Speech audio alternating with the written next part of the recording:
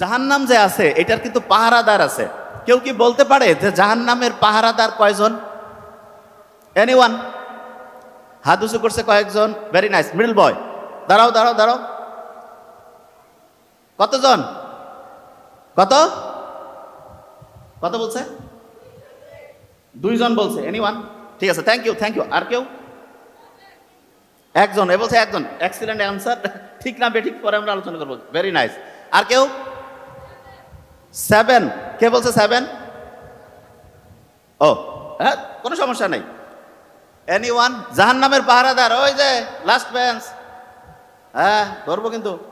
জাহান্নামের পাহারাদার কয়জন? 19 জন। কতজন? 20-এর 1 কম 19। কয়জন? 19 হচ্ছে জাহান্নামের পাহারাদারের সংখ্যা হচ্ছে 19 জন। আজকে আমরা যা কিছু পড়বো, যা কিছু আলোচনা করব, 2টা সংখ্যা নিয়ে সব খেলা। 2টা। একটা হচ্ছে 19। কত? 19। আর কোনো নড়াচড়া করা যাবে না। বেশিক্ষণ টাইম নাই কিন্তু, কয়েক মিনিট বলবো। যা বলবো প্রত্যেকের কাছ থেকে কিন্তু ধরবো। নোবেল কিন্তু অনেক ইম্পর্টেন্ট কথা বলছে, কিন্তু সে ধরতে পারে নাই, যেহেতু আমাকে বোধহয় টাইম বেশি দেওয়ার জন্য সে তাড়াহুড়া করে বলছে। ওরটা সহ ধরবো কিন্তু। এই জন্য একদম প্রত্যেকে চুপচাপ। খোসর মসর করলে আমি কিন্তু একসাথে 500-700 স্টুডেন্টকে, মানে এই যে ক্লাসরুমের মধ্যে কেউ কোনো কথা হবে না, খালি শিখবো আমরা একসাথে, ব্রেইনগুলো অ্যাক্টিভ হবো। এবং ব্রেইনের ক্যাপাসিটি আমি নিশ্চিত করতে পারি, যদি মাথার মধ্যে মেশিন লাগানো যায়, এখন ব্রেইনের যে অ্যাক্টিভিটি, প্রতি মিনিটে অ্যাক্টিভিটি আল্লাহর রহমতের ব্রেইনের বাড়বে। কেন? কারণ সবাই মেইন ফোকাস করতেছি একদম লাস্ট পর্যন্ত। প্রত্যেকে বলছি কোনো কথা নাই, বাচ্চা কাচ্চা আছে চুপচাপ, কোনো কিছু করা যাবে না, একদম পুরা ফোকাসটা থাকবে কি কি বলছি। অনেকগুলো হিসাব কিতাব করব এবং 2টা গ্রুপ। প্রথম গ্রুপ অবশ্য অভিভাবকরা জিতে আছে, সমস্যা নাই, স্টুডেন্টরাও পারবে, আমরা দেখবো ইনশাল্লাহ। প্রথম প্রশ্নটা ছিল জাহান্নামের পাহারাদার কতজন? বলতে হবে। স্টুডেন্ট ভালো করে উত্তর দিলে তাদের পয়েন্ট আমরা যোগ করে দিব। হ্যাঁ, এটা যেহেতু ওদের বয়স কম, তাহলে অভিভাবকরা উত্তর দিছে 1, স্টুডেন্টদের এবার আমি আবার শুনি, জাহান্নামের পাহারাদার কতজন? Very nice. আচ্ছা, জাহান্নামের যে পাহারাদাররা আছে, তুমি মনে করো তোমাকে ঠেলে হেসড়ে জাহান্নামের কাছে নিয়ে গেছে। শোনো, মন দিয়ে শোনো, চাইলেই যে সে তোমাকে ঢুকাইতে পারবে তা না। যে ভাই আপনি কি করছেন, ঢুকাইতে পারবে না? হ্যাঁ, তোমার কাছে একটা জাহান্নামের পাহারাদার মনে করো তোমাকে ঢুকাইতে যাচ্ছে, তোমার কাছে এমন একটা জিনিস আছে যেটা শুনলে পরে সে তোমাকে আর ঢুকাবে না। যে ভাই আপনি কি কন, জাহান্নামে আমার ঢুকার জায়গা, ওইখানে আমাকে ঢুকাইতে চাইলেও সে ঢুকাইতে পারবে না। কি জিনিস আছে তুমি কি জানো? কোরআন শরীফে প্রত্যেকটা সূরার আগে একটা জিনিস দিয়ে শুরু হয়, সেটার নাম কি? বিসমিল্লাহির রহমানির রহিম। কি নাম? বিসমিল্লাহির রহমানির রহিম। Very nice. বিসমিল্লাহির রহমানির রহিমে বর্ণ আছে, হরফ আছে 19টা। কয়টা? 19টা। এই 19 ওই 19কে কাটাকাটি করে দেয়, তখন আর জাহান্নামে যাওয়ার চিন্তা করতে হবে না। ক্লিয়ার? বুঝো নাই? জীবনে যে কাজটা করবা সেই কাজটা যদি বিসমিল্লাহ বলে করতে পারো, কি বলে? বিসমিল্লাহ বলে করতে পারো, যে বিসমিল্লাহির রহমানির রহিম, কোনটা কাজ করে আমরা আবিষ্কার করব, তাহলে আর তোমাকে জাহান্নামে যাইতে হবে না। জাহান্নামে যদি না যাও, কোন জায়গায় যাবা? জান্নাতে। আলহামদুলিল্লাহ। আচ্ছা, এবার শোনো, কোরআন শরীফের মধ্যে সূরা আছে কয়টা? Very nice. দেখছেন পাওয়ার? দেখছেন স্টুডেন্টদের? অসাধারণ। Very nice. কত? 114টা সূরা আছে। আচ্ছা, ছোট্টরা এবার বলবে 114কে যদি আমি 19 দিয়ে ভাগ করি কত হয় বলো তো? 114কে 19 দিয়ে ভাগ করলে 6। কত হয়? এই যে ইউটিউব ওনারা কিন্তু জিতে গেছে এবার। কত হয়? 6। কত? 6। খেয়াল থাকবে তো? 6। আচ্ছা,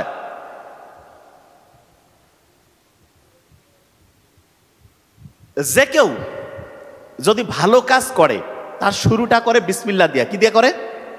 বিসমিল্লাহ দিয়ে করে। শুরুটা হচ্ছে বিসমিল্লাহ দিয়া। আচ্ছা, তোমরা কি ধরো যে আমার বয়সের একজন আমার পাশে আছে, এই এই বছর বছর শুনতে হবে, আমার বয়সের পাশে একজন আছে, সে এদিক না, সবাই দেখবে, সে আসছে, খুব মন দিতে হবে, কারণ একটা নিউরনের সাথে একটা নিউরন খোঁচর মোচর করলে আরেকটা খোঁচর মোচর করবে। বুঝা গেছে? সবাই মন দিলে ব্রেন সবার একসাথে চলে আসবে। ব্রেইনের ক্যাপাসিটি যত ফোকাস দিব, ব্রেইনের শক্তি বাড়বে। তার শক্তি বাড়াইতে চাই না? এখানে আসার পরে কি দুর্বল হইতে চাই না শক্তিশালী? এই এই যে মোবাইল, এই একদম একদম আমি বলছি না, আমি দেখতেছি, একদম কোনো কথা নেই। তাহলে ব্রেনটা শক্তিশালী করতে চাই তো? আচ্ছা, শক্তিশালী যদি করতে চাই তাহলে যেই কাজগুলো করতে বলবো এখন সেটা দিয়ে শুরু হবে। আমার বয়সের একজন আমার কাছে আসছে, এসে তার ছোট্ট একটা ছিদ্র, একটা ছোট্ট হচ্ছে ক্ষত হাতের মধ্যে হয়েছে, আঙ্গুলের মধ্যে, খুব দামি গল্প। তা সেই ক্ষতটা দেখে মনে হচ্ছে যে ঠিক হবে কি হবে না। বলা হলো যে ভাইয়া তুমি এইখান থেকে অন্য জায়গায় যাও। অন্য ডাক্তারের কাছে গেছে। কোথায় যাব? সার্জারির ডাক্তারের কাছে যেতে হবে। শোনো আগে, সার্জারির ডাক্তারের কাছে কখন গেছে, যাওয়ার পরে বলছে আপনার যে হাতের মধ্যে যে ছোট্ট একটা ক্ষত, এইটা কিন্তু আস্তে আস্তে আঙ্গুলটাকে পচায় ফেলতে পারে। বলেন কি বলেন আপনি? যে হ্যাঁ। বলছে তাহলে বাঁচার বুদ্ধি কি, যে আপনার আঙ্গুলটা কেটে ফেলতে হবে। তার আঙ্গুলটা কেটে ফেললো। আঙ্গুল কেটে ফেলার পরে সে ব্যান্ডেজ ট্যান্ডেজ করে বাসায় আসছে, চিন্তা করতেছে কয়েকদিনের মধ্যে সুস্থ হয়ে যাব। 15 দিন 1 মাস পরে দেখা যায় তার হাতে আরও ব্যথা। আরও ডক্টরের কাছে গেল, ডক্টর পরীক্ষা নিরীক্ষা করে বলতেছে আপনার জন্য ভয়ের খবর আছে। কি কারণ? আপনার এখন আঙ্গুল না, কবজি পর্যন্ত কেটে ফেলতে হবে। মারাত্মক ব্যাপার। কবজি পর্যন্ত, যে বাঁচতে চাইলে কবজি পর্যন্ত কাটা লাগবে, কবজি পর্যন্ত কেটে ফেলছে। কেটে ফেলার পরে আবার ব্যান্ডেজ করে বাসায় আসছে। কয়েকদিন পরে আবার হাতে ব্যথা। ডক্টর বলতেছে আমি পারতেছি না, আপনি আরো বড় জায়গায় যান। বড় প্রফেসরের কাছে গেছে, যাওয়ার পরে বলতেছে আপনার হাতের এইটুক পর্যন্ত কেটে ফেলতে হবে। এইটুক পর্যন্ত কাটার পরে ওই প্রফেসর বলতেছে আমি তো জীবনে বহু রুগী দেখছি, কিন্তু এই রকম হাতে ক্ষত নিয়া কোনো রুগীর দেখি নাই, যে আস্তে আস্তে একটা ছোট্ট আঙ্গুল, তারপরে হাতের কবজি, এরপরে হচ্ছে এই যে কোনোই পর্যন্ত কাটা লাগে, এরকম দেখি নাই। তা বলছে দেখেন আপনি জীবনে কোনো কিছু করছেন কিনা, একটু আপনি ভালোভাবে হচ্ছে কোনো ভালো মানুষের কাছে যান, যে দেখেন যে আপনার জীবনে আরো কোনো ব্যাপার আছে কিনা। তো ওই লোকটা অনেক খোঁজাখুঁজি করে খুব জ্ঞানী সৎ একজন মানুষের কাছে গেছে, যে বলতেছে যে আমার এই অবস্থা হয়েছে। তা বলছে ওই লোকটা খুব আধ্যাত্মিক টাইপের মানুষ, তো উনি হচ্ছে চোখ বন্ধ করে কিছুক্ষণ কি ভাবনা চিন্তা করলো, তারপরে বলল যে তুমি কি তোমার এই হাত দিয়ে কাউকে কোনো কিছু ঠকিয়েছো, কারোর সাথে কি কোনো খারাপ কিছু করছো, অন্যায় করছো? বলছে যে কি করে। তারপরে সে কাঁদতে শুরু করছে, ওই তরুণ বালকটা।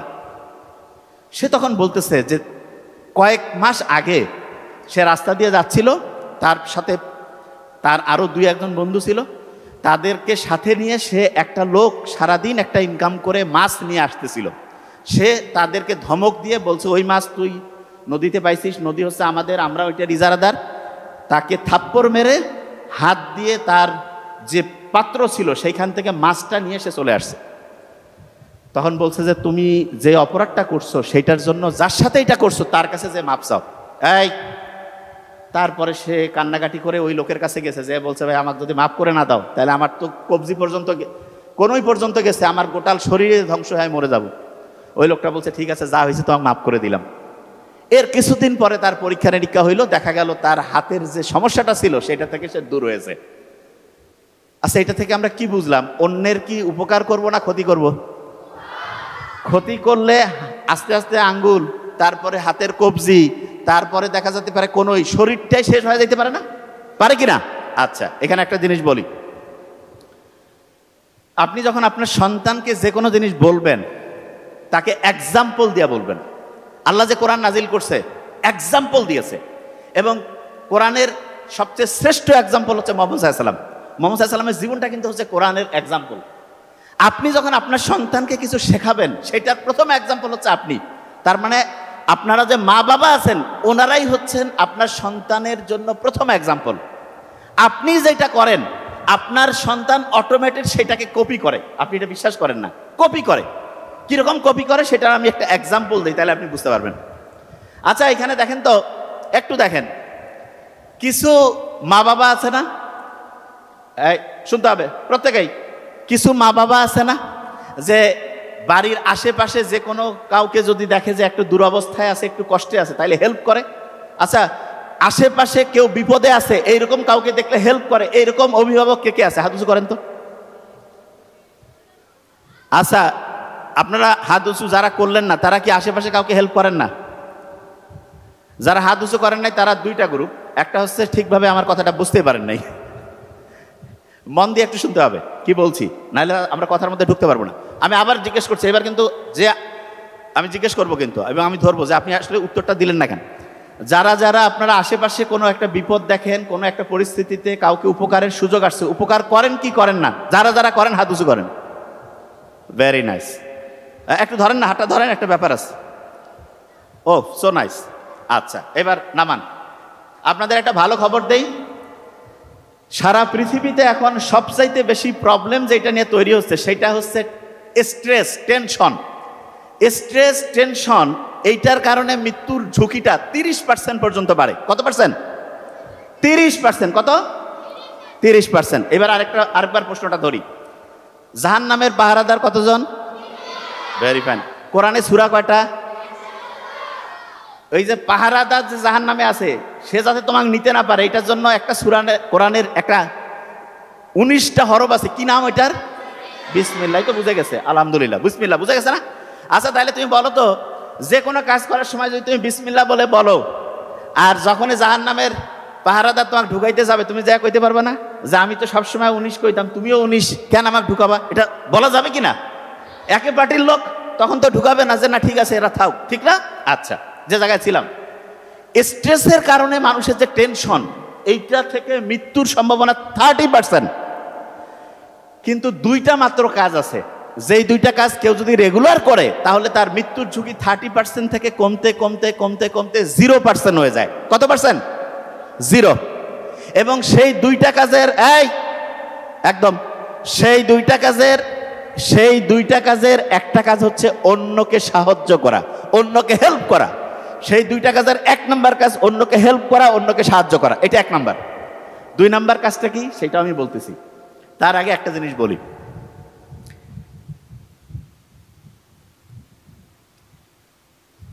এই যে এই বিল্ডিং এর নিচেই যদি আমি যাই, যাওয়ার পরে আশেপাশে মাটি, তারপরে বালু, পাথর, এগুলা পাবো না? পাবো। কিন্তু কাউকে যদি বলি যে ভাই ঠিক আছে বিল্ডিং এর নিচে নামলেই তুমি হচ্ছে যে ডায়মন্ড পাবা, গোল্ড পাবা, কেউ কি বিশ্বাস করবে? বিশ্বাস করবে না। কেন? সবচেয়ে দামি জিনিস কি বাইরেই থাকে নাকি ভিতরে থাকে? তাহলে যেটা যত দামি সেইটা তত লুকায়িত থাকে নাকি বাইরে উন্মুক্ত থাকে? লুকায়িত। তাহলে যে ছোট্ট বাচ্চারা, তোমরা তখন মেয়ে, একদম ছোট্ট মেয়ে, যারা এই যে নারী, মেয়েদের আল্লাহ অনেক মর্যাদা দিয়েছে না? তাহলে মেয়েদের যে সৌন্দর্য, এটা দামি জিনিস না কম দামি? তাহলে দামি জিনিস কি বাইরে উন্মুক্ত থাকবে নাকি প্যাকেট করা থাকবে? প্যাকেট করা। Very nice. কি থাকবে? প্যাকেট করা। তাহলে ছোট্ট বাচ্চা যে যত সুন্দর, প্রত্যেকেই অসাধারণ, তার কি তত বেশি পরিমাণ ঢেকে রাখা উচিত নাকি উন্মুক্ত করা উচিত? তাহলে যে যত বেশি পর্দা করে সে তত সুন্দর না অসুন্দর? সে তত দামি নাকি কম দামি? দামি। তাহলে যে পর্দা করে সে কি নিজের দাম বাড়াচ্ছে না কমাচ্ছে? কেননা যে জিনিস যত দামি সেই জিনিস তত কি প্রোটেকশনে থাকে, তত আবরণে থাকে, ঠিক না? ঠিক কিনা? আচ্ছা, প্রত্যেকের বাড়িতে সিন্দুক আছে না? সিন্দুকের মধ্যে কি কেউ হচ্ছে মার্বেল, তারপরে হচ্ছে এই যে ছোট্ট 5-10 টাকার কাপ পিরিচ রাখে নাকি স্বর্ণের টুকরা দামি জিনিস রাখে? কোনটা? স্বর্ণের টুকরা দামি জিনিস রাখে। তাহলে যারা ছোট্ট মেয়ে, ছোট্ট মামনি যারা আছে, এরা আমাদের সারা জীবনের সবচেয়ে দামি জিনিস না? সবচেয়ে দামি জিনিস। তাহলে এদেরকে কি আমাদের প্রোটেকশন দিয়ে রাখা উচিত না? এদেরকে আমাদের কাভারিং করা উচিত না? এই কাভারিংটা হচ্ছে পর্দা। এই কাভারিংটা কি? তাহলে আল্লাহ যে পর্দার ব্যবস্থা করছে এটা মেয়েদের করছে না? বেশি ছেলেদেরও পর্দা আছে, কিন্তু মেয়েদের পর্দাটা তুলনামূলক বেশি জরুরি, ছেলেদেরও আছে। তাহলে এই পর্দাটা যে আল্লাহ মেয়েদের দিয়েছে, এতে কি মেয়েদের দাম বাড়িয়েছে না কমিয়েছে? তাহলে পর্দা করলে মেয়েদের মর্যাদা বাড়ে না কমে? যত বেশি পর্দা তত বেশি মর্যাদা। বলি, যত বেশি পর্দা তত বেশি মর্যাদা, তত বেশি কি মর্যাদা। আচ্ছা, এবার শোনো একটা ইন্টারেস্টিং জিনিস। যে জায়গা থেকে বের হয়েছিলাম, বিসমিল্লাহ বলে কোন কাজটা করা যায়? যে জায়গায় ছিলাম, জাহান্নামের পাহারাদার 19, বিসমিল্লাহ বলে কোন জিনিসটা করা যায় সেটা আগে শোনো। একটা জিনিস যেটা মানুষ জানলে তোমার মর্যাদা বাড়বে, কোনো কারণে তোমার কোনো অসম্মান হবে না, সেই কাজটা তুমি বিসমিল্লাহ বলে করতে পারবা। সেই কাজটা কি বলে করবা? বিসমিল্লাহ। আচ্ছা, একজনের পকেট থেকে তুমি না বলে 100 টাকা বের করে নিলা, এটা যদি সবাই জানে, ভালো না খারাপ? এটাকে বিসমিল্লাহ বলে করা যাবে? তাইলে তুমি কি ওই কাজটা করবা? আচ্ছা, একজন হচ্ছে যে চুপ করে বাড়ি থেকে একটা জিনিস নিয়ে চলে আসলা, এইটা কি জানলে ভালো হবে না খারাপ হবে? তাহলে এটা কি বিসমিল্লাহ বলে করা যাবে? আচ্ছা, তুমি রাস্তা দিয়ে যাচ্ছ, একজন অন্ধ, সে দেখতেছে না, তাকে তুমি হচ্ছে একটু হাতটা ধরে রাস্তাটা পার করাই দিলা, এইটা জানলে তোমার বাড়িতে মানুষ খুশি হবে না কষ্ট পাবে? কি হবে? এটা কি বলে করবা? বিসমিল্লাহ কি বলে করবা? তোমার মা মনে করো একটু কাজ করতেছে প্রচুর, তুমি যে তাকে একটু কাজে হেল্প করলা, এতে কি তোমার আব্বা আসার পরে তোমার আম্মা যখন বললো যে আমার ছেলে বা মেয়ে আমাকে কাজে হেল্প করছে, এতে কি খুশি হবে নাকি রাগ করবে?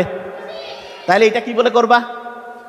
বিসমিল্লাহ। তুমি পড়তেছো, পড়ার সময় তোমার মা এসে দেখলো তুমি পড়তেছো, তোমাকে সে একটু হচ্ছে খাবার দাবার দিল, এইটা কি ভালো কাজ হইলো না খারাপ কাজ? তাহলে এটা কি বলে করবা? তাইলে যেই কাজটা শুনলে পরে মর্যাদা বাড়ে, যেই কাজটার কারণে নিজের সম্মান উপরে উঠে, সেই কাজটা কি দিয়ে শুরু করব? সেটা কি দিয়ে করব? বিসমিল্লাহ। আচ্ছা, বিসমিল্লাহ দিয়ে যদি করি, দেখো কত লাভ, আল্লাহ কি বলছেন শোনো। আচ্ছা, তোমরা নামাজ যে পড়ো, নামাজ প্রত্যেক রাকাতে সূরা ফাতিহা পড়ো না? সূরা ফাতিহা। আচ্ছা বলো তো আমাকে, সূরা ফাতিহার কয়টা আয়াত আছে? Very nice. কয়টা? 7টা। একটা হিসাব দেই, শুনলে অবাক হবা। আচ্ছা, ছোট্ট বাচ্চারা যারা আছো, 1 বছর থেকে নামাজ পড়তেছো, ঘর পড়তা কারা কারা? হাত উঁচু করো তো। 1 বছর থেকে নামাজ পড়তেছো, 1 বছরের বেশি হলে হবে 1 বছর। আচ্ছা আচ্ছা, বড় মানুষ যারা আছে তারা 1 বছর থেকে নামাজ, তার বেশি বললে কোনো সমস্যা নেই, হাত উঁচু করে। 1 বছর বা তার বেশি নামাজ পড়তেছে, হাত উঁচু করা যাবে। 1 বছর বা তার বেশি নামাজ। আচ্ছা, একটা ইন্টারেস্টিং জিনিস বলি, আপনি যারা 1 বছর নামাজ পড়ছেন, প্রায় 10,000 বার সূরা ফাতিহা আল্লাহর রহমতে পড়ে ফেলছেন। 10,000 বার। কাউকে যদি আমি বলি এই 10,000 বার সূরা ফাতিহা পড়ো, কিন্তু কবে না এটা কি সম্ভব? কিন্তু জাস্ট প্রত্যেক দিন প্রায় 30 রাকাতের মতো আমরা নামাজ পড়ি। ফজরে 4, জোহরে ধরলাম 10, আসরে 4, মাগরিবে ধরলাম 7 বা 5, এশায় ধরলাম 9, গড় পড়তা প্রায় 30 রাকাত। 1 মাসের 900 রাকাত, 1 বছরে 10,800, আরো কয়েকশো বাদ দিলাম, 10,000 বার সূরা ফাতিহা আমরা পড়ছি। লাভটা কি হয়েছে? বিজ্ঞানীরা দেখছে সূরা ফাতিহা যে শুরু হয় আলহামদুলিল্লাহ দিয়া, শুকরিয়া আদায় করা। বিজ্ঞানীরা বলতেছে প্রত্যেক দিন সকালে উঠে তুমি যদি শুকরিয়া আদায় করো, এই যে চশমা, শুকরিয়া আদায় করো যে হ্যাঁ আমি ভালো আছি, তখন আমাদের শরীরের মাথা থেকে শুরু করে প্রত্যেকটা অংশ অ্যাক্টিভ হয়ে যায়, খুশি হয়ে যায়। যেমন আমি যদি বলি এই ছেলেটার খুব অসাধারণ ব্রেন, এই ছেলেটা অসাধারণ কিছু করবে, মনটা চাঙ্গা হয়ে যায় না? এইরকম যখনই আমি আল্লাহর কাছে শুকরিয়া আদায় করি, আমার শরীরের মাথা থেকে শুরু করে প্রত্যেকটা অংশ অ্যাক্টিভ হয়ে যায়, খুশি হয়ে যায়। এবং এরা যখন খুশি হয়ে যাবে, যে কেউ খুশি অবস্থায় বেশি কাজ করে না কম কাজ করে? এই দেখো কত এনার্জি, বেশি কাজ না কম কাজ? তাইলে আমাদের মাথা থেকে পা পর্যন্ত সবগুলো জিনিসকে যদি আমি খুশি করতে চাই, আমাকে আলহামদুলিল্লাহ বলতে হবে। কি বলতে হবে? তা আলহামদুলিল্লাহ তো এমনিতে বলতে মন চায় না, এই জন্য আল্লাহ নামাজের মধ্যে প্যাকেট করে দিয়ে দিছে। প্রত্যেক নামাজে আমরা সূরা ফাতিহা পড়ি, আলহামদুলিল্লাহি রাব্বিল আলামিন দিয়ে শুরু করি। আল্লাহর কাছে হচ্ছে শুকরিয়া আদায় করলাম, আমাদের শরীরের যত অঙ্গ প্রত্যঙ্গ আছে এরা খুশি হয়ে গেল যে আমরা ভালো কাজ করতেছি, তখন কাজের গতি আরো বেড়ে গেল। আচ্ছা, পরীক্ষায় যখন রেজাল্ট দেয়, অনেক স্টুডেন্টের রেজাল্ট দেখা যায় একটু নাম্বার কম বেশি হয়েছে। খুব ইম্পর্টেন্ট ঘটনা, একটা স্টুডেন্ট 100-র মধ্যে পেয়েছে 40, আর একটা স্টুডেন্ট 40 পেয়েছে। 2 স্টুডেন্টের অভিভাবক, প্রথম স্টুডেন্টের যে অভিভাবক সে বলতেছে তোর দ্বারা কিছু হবে না, রেজাল্ট করি, পড়াশোনা করি, লাভ নাই। আরেকটা যে 40 পাওয়া স্টুডেন্ট, তার মা বাবা তাকে পাশে বসিয়েছে যে বাবা তুমি তো অনেক ভালো করছো, 40 পাইছো, এরকম করে পড়লে আস্তে আস্তে 50, 60, 70, 80 পাবা। 3 মাস পরে যখন পরের পরীক্ষা হয়েছে, যে স্টুডেন্টের মা বাবা তাকে পাশে বসিয়ে বলছে তুমি 40 পাইছো, আস্তে আস্তে তোমার হচ্ছে রেজাল্ট আরো ভালো করতে পারবা, পরের টার্মে দেখা গেছে সে সবার মধ্যে ফার্স্ট হয়ে গেছে। এটা কেন হইল? কারণ তার ওই বাচ্চাটা সাহস পাইছে যে না, আমার বাবা মা বলতেছে আমি ভালো করতেছি, তখন তার ব্রেনও খুশি হয়ে গেল এবং সে পরিশ্রম করে পরের রেজাল্টটা অসাধারণ করলো। তাহলে অভিভাবক যারা আছে, সন্তানের রেজাল্ট যেরকমই হোক, প্রত্যেক অভিভাবকের প্রথম এবং প্রধান দায়িত্ব সন্তানের রেজাল্ট যেরকমই হোক তাকে পাশে বসিয়ে উৎসাহিত করা। কি করা? অনেকে বিশ্বাস করতেছে না, কয় যে না নাম্বার কম পেলে উৎসাহ দেওয়া যাবে না। আচ্ছা, অভিভাবকদের আমি একটা জিনিস বলি, আপনার সন্তানকে কি আপনি নাম্বার 1 বানাইতে চান কিনা? হাত উঁচু করেন তো, কারা কারা চান? প্রত্যেকেই চান না? আমরা যাই প্রত্যেকেই। আচ্ছা, ভেরি নাইস। শোনেন, এই যে আপনার সন্তানকে যদি আপনি নাম্বার 1 বানাতে চান, একটা আমি জিনিস বলি, তাহলে এখন আপনি নিজে বুঝবেন। আপনার বাসায় একজন সুস্থ আছে, একজন অসুস্থ, হেল্প কি সুস্থ লোকের বেশি দরকার না অসুস্থর? এটা কি কঠিন কাজ? কার দরকার? অসুস্থের। একজন নাম্বার পাইছে 80 আর একজন 40, পড়াশোনায় অসুস্থ কে? 40। এরা ভালো উত্তর দিচ্ছে, ভেরি নাইস। 40 হচ্ছে অসুস্থ, তাইলে সেবার শুশ্রূষা কি 80-র বেশি দরকার না 40-এর? কিন্তু আমরা অভিভাবকরা কি ঠিক আচরণ করি? এই যে স্টুডেন্ট বলতেছে নো, তার মানে দেখা যায় 80 পাইলে কয়েক খুশি আর 40 পাইলে বেজার। তাইলে আসলে কি অভিভাবক হিসাবে আমি আমার কাজটা ঠিক করতে পারছি? এই জন্য দেখেন ইসলাম দেখেন কি অসাধারণ। ছোট্ট শিশু নাম্বার কম পাইছে, তাকে উৎসাহ কি কম দেওয়া উচিত না বেশি? আচ্ছা, একজন খুব স্বাস্থ্যবান আর একজন রোগা সোগা, কাকে বেশি পুষ্টিকর খাবার দিব? যে রোগা সোগা। তাহলে যে নাম্বার কম পাইছে তাকে কি বেশি উৎসাহ দিতে হবে না কম? হ্যাঁ, বেশি উৎসাহ দিতে হবে। বেশি উৎসাহ যদি দিতে চাই তাহলে তাকে উৎসাহ দেওয়ার জন্য তাকে 1 নাম্বার বুদ্ধি হচ্ছে তার প্রশংসা করা। কি করা? প্রশংসা। কিরকম প্রশংসা? যে তুমি এই যে চেষ্টা করতেছো, 40 পাইছো নাম্বার ব্যাপার না, তুমি চেষ্টা করতেছো, আমরা খুব খুশি হয়েছি।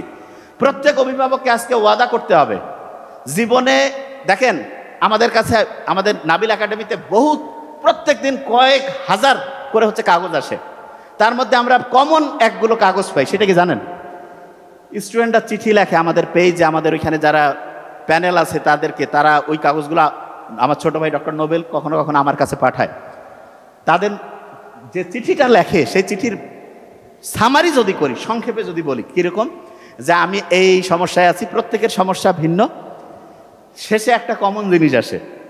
বিশেষ দ্রষ্টব্য দিয়া লিখছে 2 পৃষ্ঠায় যে আমি যে সমস্যা বলছি এইটা কোনোভাবে যাতে আমার আব্বা আম্মা না জানে।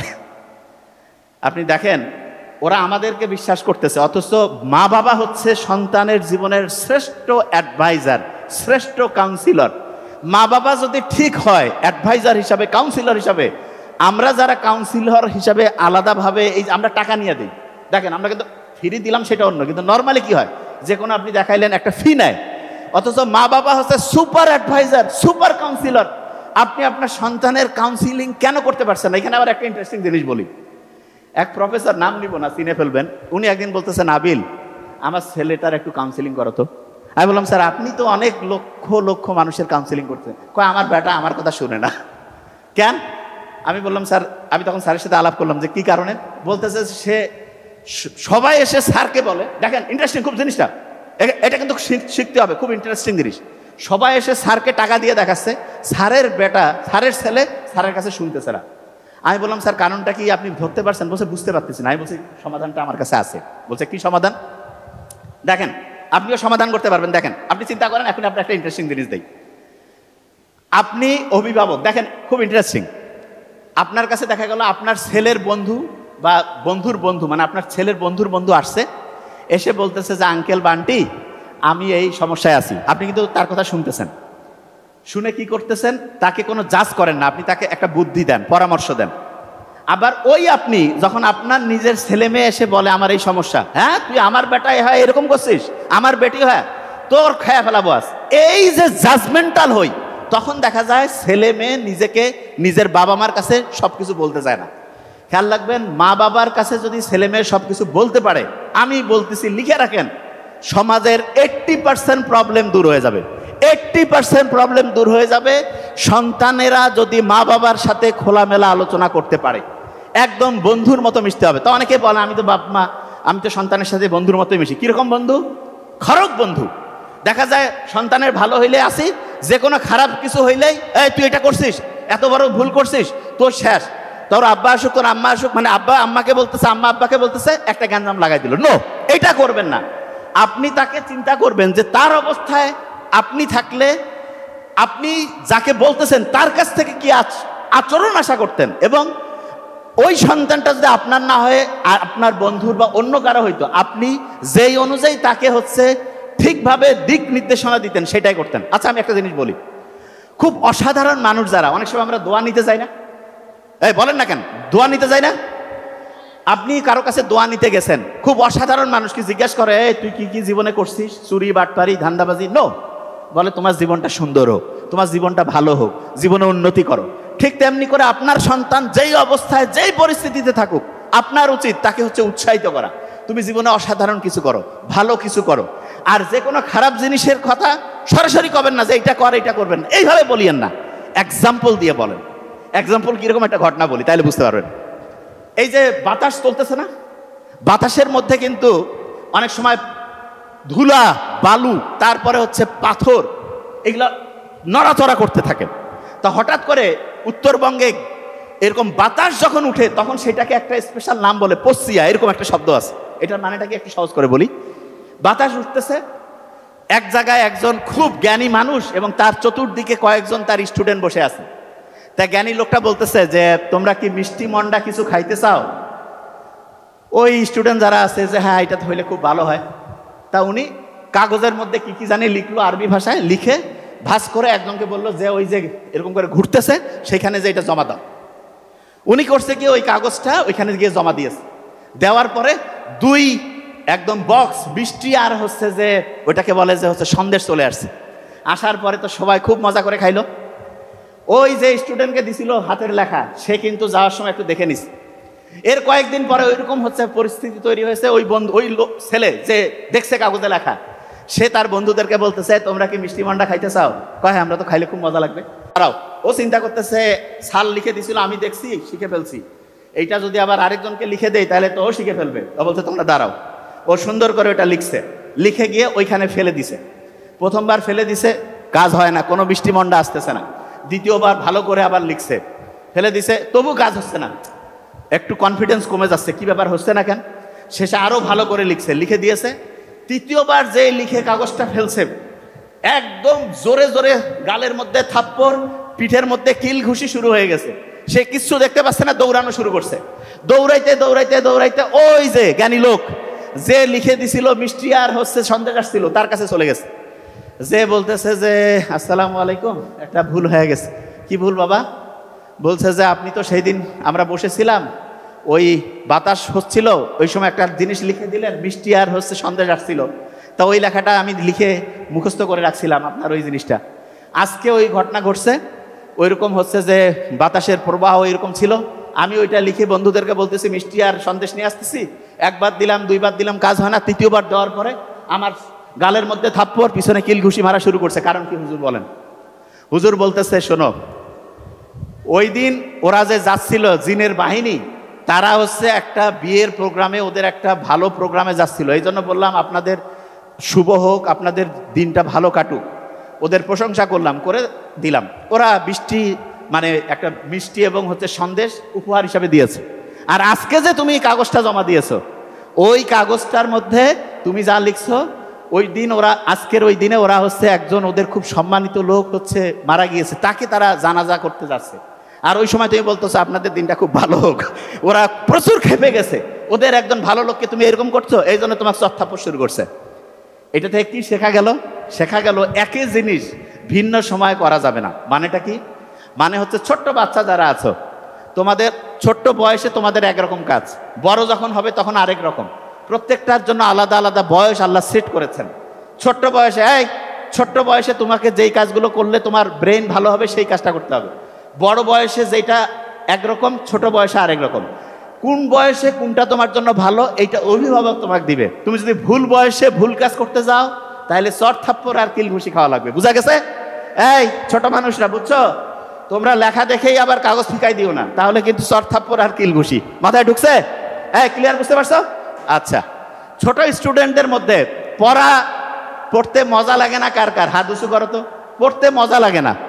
Very nice. পড়তে মজা লাগে না? মজা লাগে না? Very nice. আছে তোমরা যারা যারা হাত উঁচু করছো, যারা হাত উঁচু করো নাই, প্রত্যেকে আমাদের দলের মধ্যে আসো। ভেরি নাইস, হাত নামাও। একটা ইন্টারেস্টিং জিনিস বলি, পড়তে কেন মজা লাগে না সেটা বলি। আমাদের ব্রেইনের মধ্যে আছে না, ব্রেইনের মধ্যে একটা জিনিস তৈরি হলে মজা লাগে। যে ভাই আপনি কি করছেন? ব্রেইনের মধ্যে তৈরি হয়। হ্যাঁ, সব মজা ব্রেইনে। আচ্ছা, একটা লোক হঠাৎ করে অজ্ঞান হয়ে পড়ে গেল, তারপরে সে হাঁটতে পারছে না, চলতে পারছে না, হাত আছে পা আছে। কারণ কি জানো? হাত পা চলার জন্য ব্রেইনের যে সেন্টার আছে, সেই সেন্টার অফ হয়ে গেছে, সেই সেন্টার কাজ করতেছে না। ঠিক তেমনি করে ব্রেইনে ভালো লাগার একটা সেন্টার আছে। ভালো লাগার কি আছে বলো? সেন্টার। এই সেন্টারটা যেই জিনিস দিয়ে চলে তার একটা সুন্দর নাম আছে। আচ্ছা, করা ইংলিশ কি বলো তো? করা, ডু দিয়া নাম ডোপামিন। কিরাম বলো? ডোপামিন, ঠ্যাং আছে না, ঠ্যাং, ঠ্যাং মাঝখানে আছে, ডোপামিন। কি নাম বলো? Very nice, dopamine. একসাথে বলবো, ডোপামিন বলো, ডোপামিন। এবার শোনো, খুব ইন্টারেস্টিং। ব্রেইনে ডোপামিন তৈরি হইলে ভালো লাগে, ডোপামিন তৈরি হইলে কি লাগে? ভালো। আচ্ছা, এবার একটা ইন্টারেস্টিং জিনিস বলি, শোনো একদম মন দিয়ে, কয়েক মিনিট বলবো, একটু মন দিয়ে। এই, ডোপামিন তৈরি হইলে ভালো লাগে না? এখন শোনো, তোমার বই যখন তুমি পড়ো, এই তোমার ভালো লাগার বুদ্ধি শিখাই দিছি, কিভাবে ভালো লাগবে। বই পড়লে তোমার ব্রেইনে ডোপামিন তৈরি হয় 10 ইউনিট। কত? 10। মনে করো তুমি 10 টাকা পাইছো বই পড়লে, আর তুমি যদি বন্ধু বান্ধবের সাথে গল্প গুজব করতেছো, তোমার তৈরি হয় 20 ইউনিট। কত? আচ্ছা, একজন মনে করো একই কাজ করলে 10 টাকা পায়, একই কাজ করলে 20 টাকা, কোন কাজটা করতে চাবে? যেটা বেশি টাকা পাবে। তাহলে এখন বলো তো, তুমি যদি প্রথমে গল্প করো, তাহলে প্রথমে তো তোমার ব্রেন 20 টাকা করে পাইলো, তারপরে কি সে 10 টাকার কাজ তার আর ভালো লাগবে? ভালো লাগবে? ভালো লাগবে না। আচ্ছা, এবার বলো তো, না শব্দটার ইংরেজি কি? নোটা উল্টাইলে কি হয়? অন। অন মানে হচ্ছে চালু হওয়া। অন মানে কি হয় না? ফ্যানটা অন করে দিত বাবা, মানে চালু কর। এই টিভিটা অন করতো, চালু কর। মোবাইলটা একটু অন করে আনতো, চালু কর। অন মানে কি? চালু করা। এবং অন মানে কি জানো? সামনে যাওয়া। অন মানে কি? আচ্ছা বলো তো, নোটাকে উল্টাইলে কি হয়? তাইলে বন্ধুর সাথে গল্প আমি করব, কিন্তু সেটা কি পড়ার আগে না পড়ার পরে?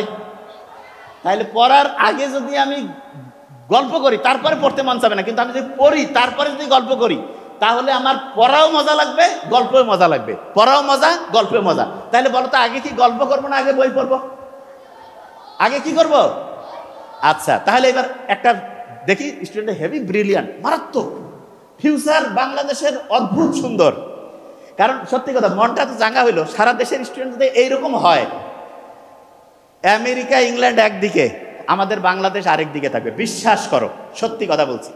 মারাত্মক অ্যাক্টিভ স্টুডেন্ট। এবং এই ছোট্ট বাচ্চাদের যে অ্যাক্টিভিটি, আমি তো ইউনিভার্সিটিতে যে বক্তব্য দেই, ওদের গ্রুপ একদিকে থাকলে এদের সাথে পাবে না, নিশ্চিত। সুপারহিট গ্রুপ, অসাধারণ। মানে আমি যেটা দেখতেছি, এই স্টুডেন্টরা, এদের যে অ্যাক্টিভিটি দেখো কি অসাধারণ। একটা জিনিস দেখো, পড়ার ক্ষেত্রে প্রথমে বন্ধুর সাথে গল্প করব নাকি আগে পড়বো? পড়বো, তারপরে।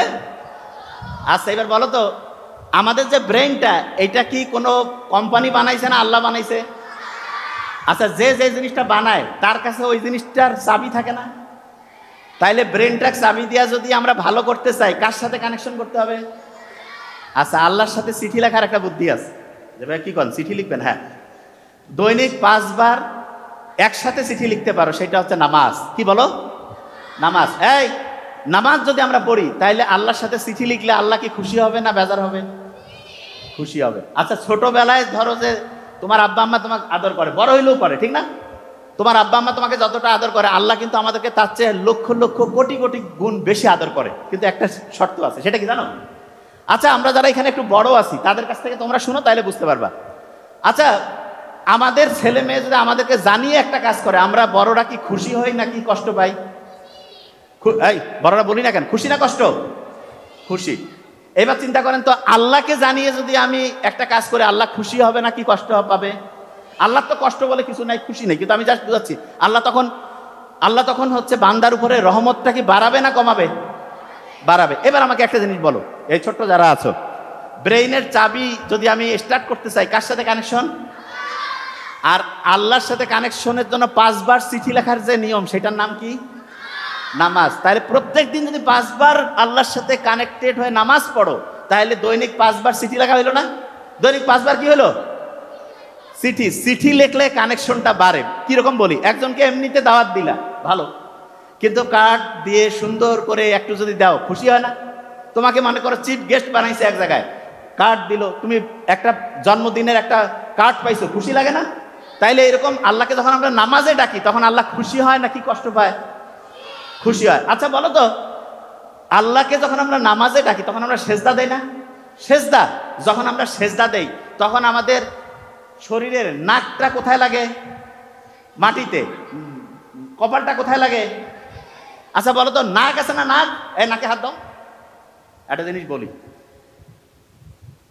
হাঁচি যখন আসে তখন নাকে হাত দিলে কিন্তু হাসিটা ওই সময় অফ হয়ে যায়, দেখছেন? কারণ হচ্ছে যে এটার সাথে অলফেক্টরি বলে একটা নার্ভ আছে, সেটা কানেকশন ব্রেইনে। হাসি দিলে আমরা কি বলি? আলহামদুলিল্লাহ না? আলহামদুলিল্লাহ বলি না? বিজ্ঞানীরা দেখছে হাসি দিলে শরীরের ভাইরাস যেগুলো শরীরের জন্য খারাপ সেগুলো বের হয়ে যায়, এই জন্য আলহামদুলিল্লাহ বলি। কত অসাধারণ! তার মানে হাসি এই প্রক্রিয়াটা শরীরের জন্য ভালো। ইন্টারেস্টিং জিনিস। নাক যেটা, এইটাকে বলে মর্যাদার প্রতীক। কিসের প্রতীক? মর্যাদা। আর কপাল, কয় না ওর কপাল ভালো, এটা হচ্ছে সৌভাগ্যের প্রতীক। কেউ যদি মর্যাদা বাড়াইতে চায় আর যদি সৌভাগ্য বাড়াইতে চায়, তাহলে নাক আর কপাল দিয়া প্রত্যেক দিন 5 বার আল্লাহর কাছে সেজদা দিতে হবে, আল্লাহর কাছে চাইতে হবে। মর্যাদাও বাড়বে, সৌভাগ্য উত্তর উত্তর উত্তর উত্তর বাড়তেই থাকবে। তাইলে মর্যাদা বাড়াইতে চাইলে, সৌভাগ্য বাড়াইতে চাইলে দৈনিক কয়বার নামাজ পড়তে হবে? কয়বার? আচ্ছা, নামাজ যখন পড়ি তখন আল্লাহ শুকরিয়া আদায় করি কি করি না? শুকরিয়া আদায় করি। আচ্ছা, এবার অনেকে বলবে যে ভাই, যে নামাজ পড়তেছি দৈনিক কিন্তু ব্রেইন বাড়তেছে না, অনেকে বলে না? এই আচ্ছা, ব্রেইনের ক্যাপাসিটি মানে ব্রেইনটা ঠিকভাবে কাজ করে না, এইরকম কার কার মনে হয় ব্রেইন কাজ করে না ঠিকভাবে ছোট বাচ্চার মধ্যে? আচ্ছা, ভেরি ফাইন। ব্রেইনটা মনে হচ্ছে একটু কাজ করে কম না? আচ্ছা, এদের ব্রেইনটা বাড়াই দিতে হবে, এখন ব্যবস্থা করতেছি। ব্রেইনটা কিভাবে বাড়ায় শোনো, তোমাদের একটা বুদ্ধি শিখাই, তাহলে তোমার ব্রেইনটা বাড়বে। কিরকম সেটা বলি। এই ছোট্ট বাচ্চাদের দেখতেছি চশমার পরিমাণটা একটু বাড়ছে মনে হচ্ছে, আগে না? এটা এর আগেও বলছে, আরেকবার একটু খেয়াল করাই দেই। আমেরিকান যে হচ্ছে চক্ষু বিশেষজ্ঞ কমিটি আছে, ইউএস একাডেমি অফ অপথ্যালমোলজি, ওরা একটা রিপোর্ট দিয়েছে 2050 সাল, মানে এটা 2025, আর 25 বছর পর এইখানে যদি 500 জন স্টুডেন্ট থাকে, পাশাপাশি 2 জনের 1 জনের চোখে চশমা থাকবে। তার মানে 50%-এর চোখে চশমা। আমরা যারা একটু সিনিয়র, এদের চোখে চশমা তুলনামূলক কম। দেখেন, তুলনামূলক যে আপনি পার্সেন্টেজটা দেখেন, কারণটা কি সেটা বলি। এবং আমরা যখন ওই বয়সে ছিলাম চশমা আরো কম ছিল। এটা কেন হইলো সেটা বলি। ছোট্ট শিশুদের চোখের যে ক্যাপাসিটি, এটার চোখের এই যে দেখার জন্য একটা পেশি আছে, তা সেইটা ঠিকভাবে কাজ করার জন্য সূর্যের আলো লাগে।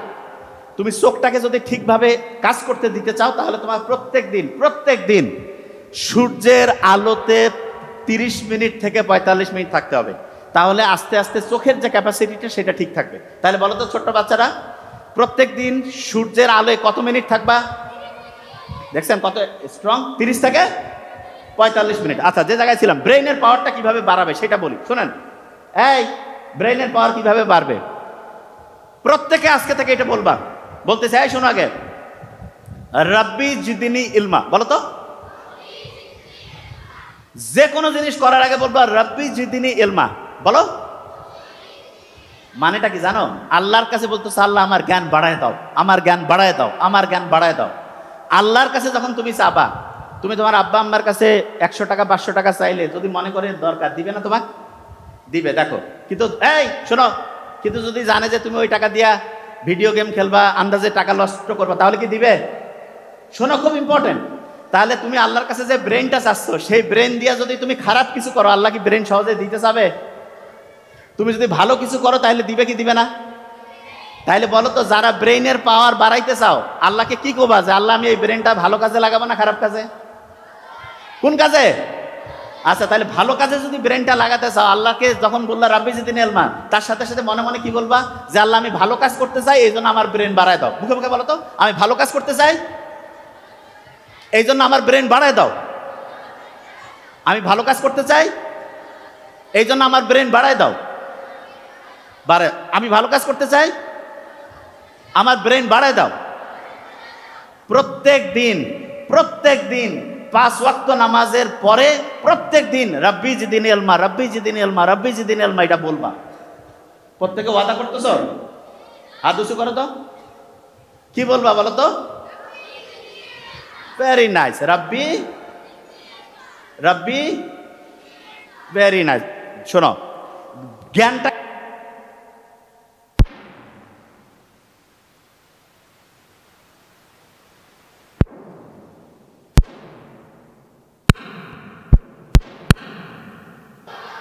আচ্ছা, বন্ধু অন্যকে হেল্প করা, এটা ভালো কাজ না খারাপ?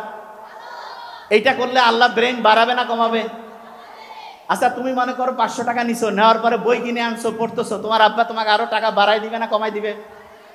তাহলে তুমি যে আল্লাহর জ্ঞান দিল সেটা দিয়ে ভালো কাজ করতেছো, আল্লাহ জ্ঞান বাড়াবে না কমাবে? বাড়াবে। শোনো, তোমাদের মনে মধ্যে একটা বুদ্ধি আসতেছে না, যে আমি মনে মনে কব আল্লাহ আমার খালি বুদ্ধিটা আসুক তারপর খারাপ কাজ করব না, এরকম মনে হচ্ছে যে বুদ্ধিটা আগে দেও। আচ্ছা শোনো, তুমি কি করবা না করবা এটা আল্লাহ সব জানে, আল্লাহ সব জানে। এই দাঁড়ান, এই তো খোঁচার মতো শুরু হয়ে গেছে। হ্যাঁ, একটা জিনিস ক্লিয়ার করি, প্রত্যেকটা স্টুডেন্টকে যে জিনিসটা মাথায় নিতে হবে সেটা হচ্ছে আমি যত ভালো কাজ করব আমার ব্রেইনের অ্যাক্টিভিটি বাড়বে এবং আস্তে আস্তে আস্তে আমার পড়াটা মনেও থাকবে ভালো। তাহলে প্রথম আল্লাহর কাছে চাবো। আর 2 নাম্বার কি জানো, খুব ইম্পর্টেন্ট, যেটা করলে তোমার ব্রেইন বাড়বে, কি সেটা বলি। তুমি যত সত্যি কথা বলবা তোমার ব্রেন ওইটা শুনবে এবং ওইটা মনে রাখবে। বললো তো সত্যি বললে ব্রেনের পাওয়ার বাড়বে না কমবে? যত বেশি সত্য বলবো ব্রেনের পাওয়ার বাড়বে না কমবে? আর যদি মিথ্যা বলি, তাহলে এখন থেকে কি সত্যি বলবো না মিথ্যা বলবো? সত্যি বললে ব্রেনের পাওয়ার বাড়বে না কমবে? বাড়বে। আচ্ছা, আরেকটা ইন্টারেস্টিং জিনিস, এই মা বাবাকে যদি সম্মান করো, এই যে আছে না তোমরা ছোট মানুষ, মা বাবাকে যদি সম্মান করো তাহলে তোমার ব্রেইনের যে আছে না এইখানে তখন হচ্ছে তারা খুশি হয়ে যায়। এরা যদি খুশি হয় তাহলে তখন এরা ভালো করে কাজ করবে না খারাপ করে? তাহলে বলো তো, মা বাবাকে যদি সম্মান করো তাহলে তোমার ব্রেইনের যে শক্তি, ব্রেইনের যে পাওয়ার, এটা বাড়বে না কমবে? বাড়বে। তাহলে বলো তো, এখন থেকে মা বাবাকে সম্মান করবো না অসম্মান? মা বাবার কথা মতো চলবো কিনা? সত্যি কথা বলবো না মিথ্যা? নামাজ দৈনিক পড়বো কিনা? পড়বো। আচ্ছা, এই জ্ঞান দিয়ে কি ভালো কাজ করবো না খারাপ কাজ? আচ্ছা, এবার একটা গাছের ঘটনা বলি, এই শেষের দিকে চলে আসছি, কয়েক মিনিট। চীন দেশের নাম শুনছো তোমরা? চীন। আচ্ছা, চীনের নাম শুনছো তোমরা? মোহাম্মদ সাল্লাল্লাহু আলাইহি ওয়াসাল্লামের একটা হাদিস, জানি না এটা নিয়ে বিভিন্ন মতভেদ আছে, যে জ্ঞান অর্জনের জন্য সুদূর চীনে হইলেও যাও। এই চীনে একটা গাছ আছে, গাছ, সেই গাছের যে বীজটা সেখানে তখন বপন করা হয়, পানি দিলা, পানি দেওয়ার পরে 3 মাস 6 মাস 1 বছর গেল, কোনো কিছু দেখা যায় না। 2 বছর গেল, কিচ্ছু দেখা যায় না। 3 বছর গেল, কিচ্ছু দেখা যায় না। 4 বছর গেল, কিচ্ছু দেখা যায় না। 5 বছর গেল, কিচ্ছু দেখা যায় না। 6ষ্ঠ বছরের দিকে 3 মাসের মধ্যে 70 ফিট লম্বা একটা বিশাল গাছ, ওই যেটা কিছুই দেখা যাচ্ছিল না, মাত্র 3 মাসের মধ্যেই 70 ফিট লম্বা উঁচা একটা গাছে পরিণত হয়ে গেল। এখন অনেকের মাথায় প্রশ্ন যে এটা কি কারণে হইল? ওই যে গাছটা যে বীজটা দিছিল, প্রথম দিনে হয় নাই, 1 বছরে হয় নাই, 2 বছরে, 3 বছরে, 4 বছরে। কিছু কিছু জিনিস আছে যেটা হঠাৎ করে খুব বড় হয়, এবং তোমাকে যদি আল্লাহ কোনো কিছু দেরিতে দেয় বেশি দিবে। কিরকম এক্সাম্পল দিচ্ছে, এই যে গাছের এক্সাম্পলটা বুঝছো না, যে তাড়াতাড়ি, এই যে কোনো গাছ কি এরকম আছে একবারে 70 ফিট হঠাৎ করে হয়, ওই গাছটা হবে যেটা যত দেরিতে। আচ্ছা, গরুর দুধ কারা কারা তোমরা খাইছো? হাত উঁচু করো তো। হ্যাঁ, ব্রেইন আছে, ভেরি ফাইন। শোনো, হরলিক্স খাইও না, হরলিক্সে চিনি, হরলিক্স খাবা না। অনেক অভিভাবক মনে করে হরলিক্সে ব্রেইন বাড়বে, ব্রেইন ধ্বংস হয়। এটা নিয়ে পরে বলবো, খালি এইটুকু বললাম, হরলিক্সে 10 গ্রামে 7 গ্রাম চিনি, ফালতু জিনিস, সত্যি কথা, ফালতু। আচ্ছা, যে জিনিসটা বলতেছিলাম, আচ্ছা এই ছোট্ট বাচ্চারা এবং অভিভাবক সবাই, এবার গরুর দুধ থেকে 1-2 দিন পরে কি দই পাওয়া যায় না? দই থেকে পাওয়া যায় মাখন, মাখন থেকে পরবর্তীতে পাওয়া যায় ঘি। বলো তো, গরুর দুধের দাম বেশি না দইয়ের দাম বেশি? দইয়ের দাম বেশি না মাখনের দাম বেশি? মাখনের দাম বেশি না ঘিয়ের দাম বেশি? আচ্ছা, এবার তুমি মনে করো ঘি ডাইরেক্ট দুনিয়াকে ঘি আসে, নাকি দুধ থেকে দই, দই থেকে মাখন, তারপরে ঘি? ডাইরেক্ট ঘি নাকি দুধ থেকে তৈরি হয়? আচ্ছা, তুমি ভালো কাজ করছো, সাথে সাথে তুমি পুরস্কার পাইছো, তাইলে বলো তো দই পাবা না দুধ পাবা? গরুর দুধ পাইলা। একটু দেরিতে পাইছো, তাইলে কি গরুর দুধ থেকে কি পাবা? দই পাবা। আর একটু দেরিতে হইলে, সবচেয়ে দেরিতে ঘি। তাহলে সবাই ঘি খাইতে চাও না? এই কও না কেন? ব্রেইনের জন্য খুব উপকারী। ছোট্ট বাচ্চা যারা আছো, মা এবং অভিভাবকদেরকে বললো প্রত্যেকদিন একটু হইলেও ঘি খাওয়াবেন, ব্রেইন অ্যাক্টিভ হয়। ব্রেইনের তথ্যগুলো যে রাস্তা দিয়ে যায় না, আচ্ছা এই রাস্তা দিয়ে যাওয়ার জন্য আমরা অনেক সময় করি না একটা জিনিস, ওই যে যারা হুন্ডা চালাই, যাতে খুব ভালোভাবে হচ্ছে ইঞ্জিনটা চলে, এই জন্য মোবিল টোবিল দিয়ে একটু করি না? এইরকম ব্রেইনের রাস্তাটা হচ্ছে ওইরকম মোবিলের মতো কাজ করে হচ্ছে ঘি। প্রত্যেকদিন ঘি খাবো একটু করে, প্রত্যেকদিন। এই ছোট্ট বাচ্চারা, আল্লাহর কাজ করতেছো, আল্লাহ খুশি হয়েছে, কিন্তু তোমাকে দেরিতে দিচ্ছে, তাহলে কি দিবে বলো তো? দেখছেন কি ব্রিলিয়ান্ট, কি দিবে? তাহলে যত দেরিতে তত কি পাবো? ঘি পাবো। কি পাবো? ঘি। আচ্ছা, ভালো কাজ করার পরে, ভালো কাজ করার পরে যদি দেরিতে পাই তাহলে ভালো জিনিস পাবো না কম কম ভালো জিনিস পাবো? আচ্ছা এবার শুনো, তুমি একটা খারাপ কিছু করতেছো, তোমাকে সাথে সাথে পানিশমেন্ট দিছে, শাস্তি দিছে, তাইলে একরকম। যদি অনেক দেরিতে পানিশমেন্ট দেয় তাইলে ভালো না খারাপ? খারাপ। তাইলে একটা খারাপ কাজ করতেছো, ওই সময় আল্লাহ ধরে নাই, তাইলে দেরিতে ধরবে কি ধরবে না? ধরবে। তবে আল্লাহ সুযোগ দেয়, যদি তুমি ভুল করার পরে, ভুল করছো, ভুল করার পরে যদি আল্লাহকে বলো যে এটা ভুল হয়েছে, আচ্ছা ভুল করছো একটা, সেটা থেকে যদি আবার ফিরে আসো, মনে করো শোনো, তুমি তোমার আব্বা আম্মাকে একটা মিথ্যা বলছো, তারপরে কিছুক্ষণ পরে এসে যদি বলো যে আব্বা এটা ভুল করছি, আব্বা আম্মা হেসে ফেলে না? তারপরে তোমার একটা চকলেট, একটা কিছু খাবার দেয় না? এরকম আল্লাহর কাছে কোনো কিছু ভুল করছো, দূরে ওইখান থেকে এসে বলো আল্লাহ ভুল হয়েছে, আল্লাহ তোমাকে তো এরকম ডাইরেক্ট চকলেট দিবে না, কিন্তু আল্লাহ একটা সিস্টেম করছে, তুমি যে ভুলটা করছো সেই ভুলটাকে আল্লাহ শুদ্ধতে পরিণত করবে, যেটা অন্যায়ের জন্য যে পাপ শাস্তি সেইটা সোয়াবে পরিণত করবে। আচ্ছা এবার বলো তো, এই যে তোমরা যারা স্টুডেন্টরা আছো, ভবিষ্যতে কে কে ডক্টর হইতে চাও? ও আচ্ছা, ভেরি ফাইন, হাত উঁচু হয়েছে। ইঞ্জিনিয়ার? আচ্ছা। কে কে, ভেরি ফাইন, আমি দেখতেছি একটা জিনিস, কে কে ব্যারিস্টার হইতে চাও? আচ্ছা। কে কে পলিটিক্যাল লিডার হইতে চাও? রাজনীতিতে কে কে যাইতে চাও? আচ্ছা। ভালো মানুষ কে কে হইতে চাও? ও ভেরি নাইস। পলিটিক্যাল লিডার আর ভালো মানুষ বোধহয় পুরা বিপরীত। পলিটিক্যাল লিডার হইতে চাচ্ছে সবচেয়ে কম, ভালো মানুষ সবাই, মানে সবাই বুঝে গেছে পলিটিক্যাল লিডার ভালো লোক হয় না। ভেরি নাইস, খুব সুন্দর লাগতেছে, হাত নামাও।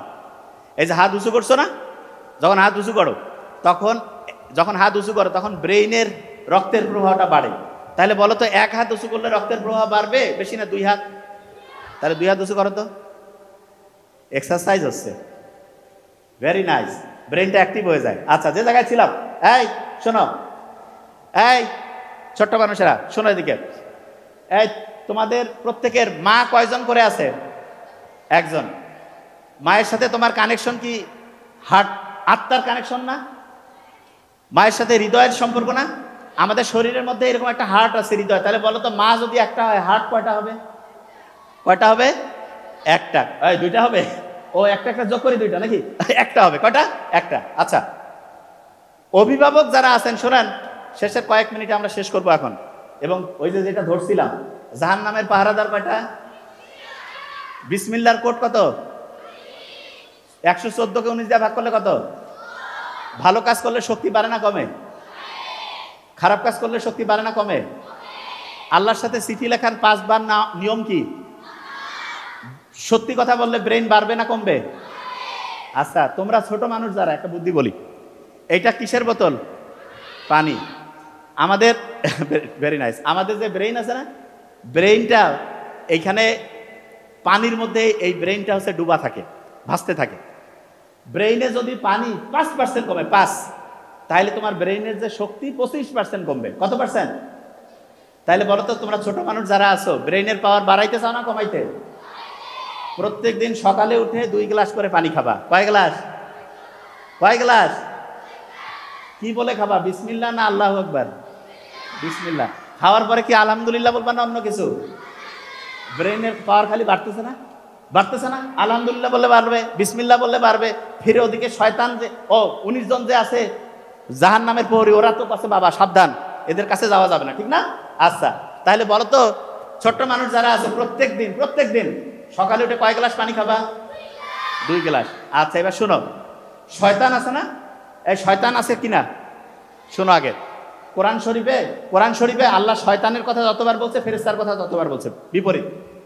শয়তান সবচাইতে বেশি ঘোরাঘুরি করে কোন সময় তোমরা কি জানো? সন্ধ্যার একটু পর থেকে ওদের ঘোরাঘুরি শুরু হয়।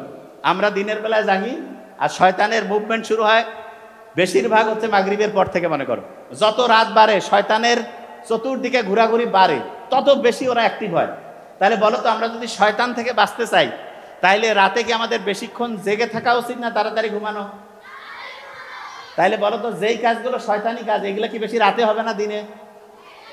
তাহলে যত বেশি রাতে যেই কাজটা হচ্ছে, এই বিভিন্ন প্রোগ্রাম, এগুলা কি বেশিরভাগ ওইখানে শয়তান কি বাড়বে না কমবে? তাহলে বলো তো, শয়তান থেকে বাঁচতে চাইলে দেরিতে ঘুমাবা না তাড়াতাড়ি? শয়তান যদি ব্রেনের মধ্যে ঢুকে ব্রেনের পাওয়ার বাড়াবে না কমাবে?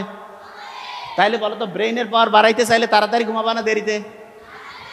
আচ্ছা, আর সকালে যখন ঘুম থেকে উঠে যখন ফজরের নামাজ পড়বা না, শয়তান একদম দূর, যে বাবা এর সাথে থাকা যাবে না। কেন? কারণ জানে যে শয়তানের কথা মতো চলবে না। ফজরের নামাজ যখনই পড়লা, সারাদিন শয়তান কাছে এর সাথে থাকি লাভ নাই। তাহলে শয়তান থেকে যদি সারাদিন বাঁচতে চাই, ফজরের নামাজ পড়বো কি পড়বো না? তাইলে বলো তো, রাতে তাড়াতাড়ি ঘুমাবা না দেরিতে? ফজরে উঠে কি করবা? নামাজ পড়বা কি পড়বা না? আচ্ছা, নামাজ যখন পড়লা, বড় বড় সব শয়তান চলে গেল, ছোটখাটো দুই একটা শয়তান থাকে, ওদেরকে কি কাছে রাখতে চাও না দূরে সরাইতে চাও? ওই সময় একটু কোরআন পড়বা। কি পড়বা? ছোট শয়তান বড় শয়তান সব পালাইলো, তখন খালি আল্লাহর ফেরেশতা, আল্লাহর রহমত, ব্রেন বাড়বে না কমবে? তাহলে রাতে তাড়াতাড়ি ঘুম, সকালে তাড়াতাড়ি উঠবো, বড়দের কথা শুনবো, বাবা মার সাথে সত্যি কথা বলবো, নামাজ পড়বো। এই নিয়মে যদি চলি, সারা বাংলাদেশ অসাধারণ, সারা দুনিয়ার একটা শ্রেষ্ঠ দেশ হবে, এবং সেই দেশটা তোমরা তৈরি করবা। Thank you so much. আসসালামু আলাইকুম।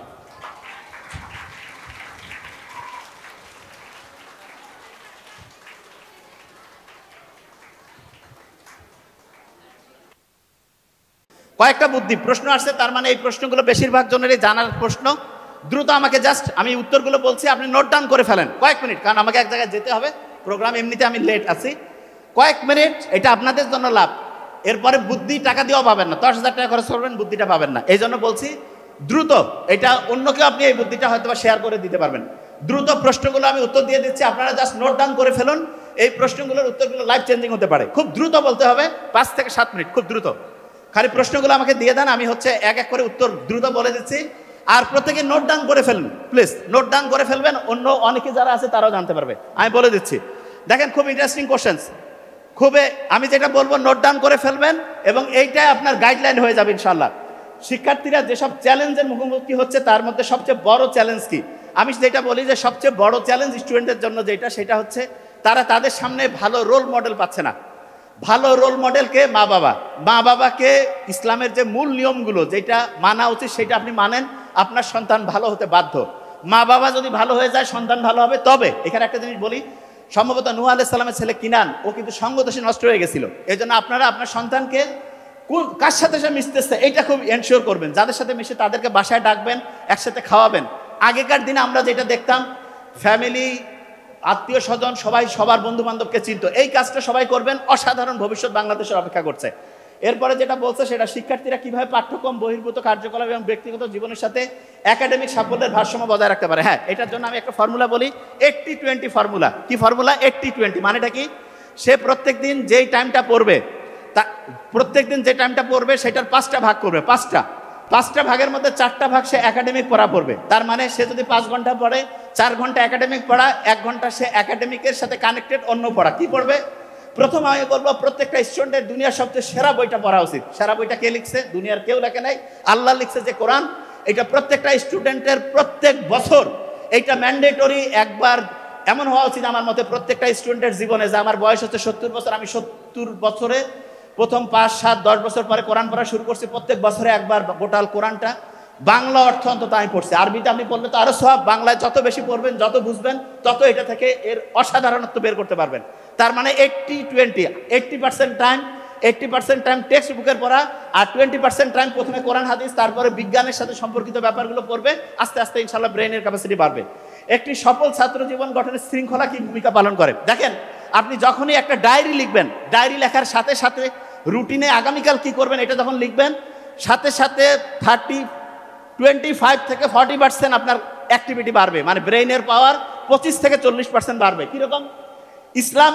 ইসলামে একটু বলেন তো আমাকে, যে আমরা যে প্রথম রোজাটা যে রাখি মাগরিবের নামাজের পরে, যখন চাঁদ উঠলো, তারপরে আমরা আহলান সাহলান রোজা চলে আসছে, তারাবির নামাজের প্রিপারেশন নেই না? তারাবি আমরা কি মাগরিবের নামাজের পরে, এশার নামাজের পরে পড়ছি। তো ইসলামের নিয়মটা ইসলামের দিনটা শুরু হয় মাগরিবের পরে। এই জন্য প্রত্যেক স্টুডেন্টকে বলবো, তুমি রুটিনটা করবা মাগরিবের পরে। তার মানে আজকে মাগরিবের পর থেকে আমি এশার নামাজ পর্যন্ত এই পড়া পড়লাম, এশার পরে ঘুমাবো, ভোর থেকে উঠবো, সকালে পড়বো, দুপুরে স্কুল কলেজ যেখানে যাওয়ার গেলাম, আবার মাগরিব পর্যন্ত, মাগরিব টু মাগরিব, এরকম করে রুটিন মেনটেন করবা। অসাধারণ স্টুডেন্ট ইনশাল্লাহ হবা। মেধাবীরা যখন শিক্ষার্থীরা যখন নিরুৎসাহিত বোধ করে যা ব্যর্থতার মুখে, তখন কিভাবে অনুপ্রাণিত করতে থাকতে পারে। এটা অলরেডি আমি বলছি, একটা স্টুডেন্ট নাম্বার কম পেয়েছে মানে সে পড়াশোনা একটু অসুস্থ, তার ট্রিটমেন্টটা সবচেয়ে ভালো হবে তাকে উৎসাহ দেওয়া। তার মানে আপনার যে সন্তান নাম্বার কম পায় তাকে বেশি পরিমাণ উৎসাহিত করেন, তাকে বেশি পরিমাণ হচ্ছে পজিটিভলি তাকে বলেন যে বাবা তুমি পারবা। এবং সন্তানকে যখনই আপনি বলবেন যে সে পারবে এবং তার জন্য আল্লাহর কাছে দোয়া করবেন, দুইজনে একসাথে দোয়া করবেন, তাকে রুটিন অনুযায়ী পড়তে বলবেন এবং পড়াটা বুঝে পড়তে উৎসাহিত করবেন। বুঝে পড়লে 900% পর্যন্ত পড়া ব্রেইনে ঢুকে। আরেকটা জিনিস বলি, যে কোনো কঠিন পড়ার আগে ঘুমাবেন, একটু পড়বেন আবার ঘুমাবেন। এবং অভিভাবকদেরকে বলি আপনার সন্তানকে 15-20 মিনিটের বেশি একটানা পড়তে দিবেন না। আপনারা অনেক সময় বলেন যে কি তুই বারবার উঠিস, আমাকে অনেক স্টুডেন্ট বলে যে আপনি বলেন স্যার তাড়াতাড়ি অল্প অল্প করে পড়তে, কিন্তু অভিভাবকরা বলে কিরে তুই খালি বারবার উঠিস। বারবার উঠা হচ্ছে সবচাইতে আদর্শ পড়া। 15-20 মিনিট পড়লো, তবে উঠে আবার মোবাইলে ফেসবুকিং এগুলা না, উঠে একটু হাঁটাহাঁটি করে বুক করে শ্বাস নিবে, সারবে, পানি খাবে, কুসুম কুসুম গরম পানি। ওই যে আমার পানির বটটা কই জানি না, কুসুম কুসুম গরম পানি খাবে, গরম ঠান্ডা সবসময়, ব্রেইনের অ্যাক্টিভিটি বাড়বে, এটা খুব ইম্পর্টেন্ট। এরপরে যেটা বলছে ভবিষ্যতে সাফল্যের জন্য প্রস্তুতি নেওয়ার জন্য শিক্ষার্থীদের কি অভ্যাস গড়ে তোলা উচিত। একটা ফর্মুলা আছে ইংরেজিতে, সেভার্স ফর্মুলা। এটা কি? প্রত্যেকদিন সকালে উঠে সাইলেন্ট মুডে চলে যাবে। সাইলেন্ট মুড মানে আল্লাহর কাছে আমি সাহায্য চাচ্ছি, আল্লাহ তোমাকে রহম করো। এরপরে আল্লাহর কাছে চাবা যে আল্লাহ আমার ব্রেন দৈনিক বাড়তেছে, আমি যাতে বড়দের সম্মান করতে পারি, আব্বা আম্মার জীবনটা অসাধারণ করতে পারি, এই চিন্তাগুলো করবে। এরপরে হচ্ছে ভবিষ্যতে যেটা হইতে চাও, ডাক্তার, ইঞ্জিনিয়ার, পলিটিক্যাল লিডার, যা হইতে চাও সেটা হয়ে গেছো, এবং সেটা হইতে গেলে যেই কাজ করা লাগে সেটা রুটিন অনুযায়ী করবা। প্রত্যেকদিন একটু এক্সারসাইজ করবা, নামাজ পড়বা, কোরআন করবা, এই অনুযায়ী পড়তে থাকো, ইনশাল্লাহ অসাধারণ কিছু হবে। এরপরে বলছে পড়াশোনার সময় শিক্ষার্থীরা কিভাবে তাদের মনোযোগ একাগ্রতা উন্নত করতে পারে। নামাজ পড়ার সময় শুধু আল্লাহর চিন্তা করবা, ব্রেইনের ফোকাস করার ক্যাপাসিটি বাড়বে। বর্তমানে ফোকাস করার ক্যাপাসিটি, আমেরিকার যে মাইক্রোসফট কোম্পানি আছে না, তারা বের করছে গোল্ড ফিশের ফোকাসিং ক্যাপাসিটি 9 সেকেন্ড, আমাদের হচ্ছে 8 সেকেন্ড। আমাদের ফোকাসিং ক্যাপাসিটি গোল্ড ফিশের চাইতে কমছে। ফোকাস করার ক্যাপাসিটি যার যত বেশি তার ব্রেনের পাওয়ার তত বেশি। ফোকাস করার বুদ্ধি কি? নামাজ আল্লাহ দিয়েছে, তার প্রধানতম একটা উদ্দেশ্য রেগুলার ফোকাস করা। ইংরেজি ফোকাস বানান FOCUS। কয়টা বর্ণ আছে? কয়টা বর্ণ? 5 ওয়াক্ত নামাজ। কয় ওয়াক্ত নামাজ? আঙ্গুল কয়টা প্রত্যেক? ইসলামের খুঁটি কয়টা? 5টা। তার মানে সব কিছুতে 5। ইংরেজিতে আল্লাহ বানান করলে কয়টা বর্ণ? কয়টা? প্রথম বর্ণ কি? তারপরে ডাবল এল। আল্লাহর মধ্যে অল, সব কিছু আছে, ঠিক আছে? আচ্ছা, এটা নিয়ে এইটুকু খালি মাথায় রাখো যে নামাজ পড়বা, রেগুলার ফোকাস বাড়বে। একজন শিক্ষার্থী হিসাবে সময় কার্যকরভাবে পরিচালনা করার সর্বোত্তম উপায়, এটা বলে যাই। 15-20 মিনিট পরও 5-7 মিনিট রেস্ট, আবার 15-20 মিনিট পরও 5-7 মিনিট রেস্ট, এবং দুইটা পড়ার মাঝখানে একটু চোখ বন্ধ করে ঘুমায় থাকো। চোখ বন্ধ করে থাকবা, ব্রেইনটা শর্ট টার্ম থেকে লং টার্ম মেমোরি সেন্টারে পড়াটাকে 500% গতিতে রিজার্ভ করবে। এই জিনিসটা খুব ইম্পর্টেন্ট। তার মানে পড়ার ক্ষেত্রে রেস্ট দিয়ে পড়বো, দুইটা পড়ার মাঝখানে রিভিশন করবো, রাতে ঘুমানোর আগে রিভিশন, সকালে ঘুম থেকে উঠে রিভিশন। ওই সময় ব্রেনের আলফা এবং থিটা যে ওয়েভ থাকে, এটা সবচেয়ে অ্যাক্টিভ হয়, পড়া সরাসরি ট্রান্সফার হয়ে চলে যায় শর্ট টার্ম থেকে long term মেমোরিতে।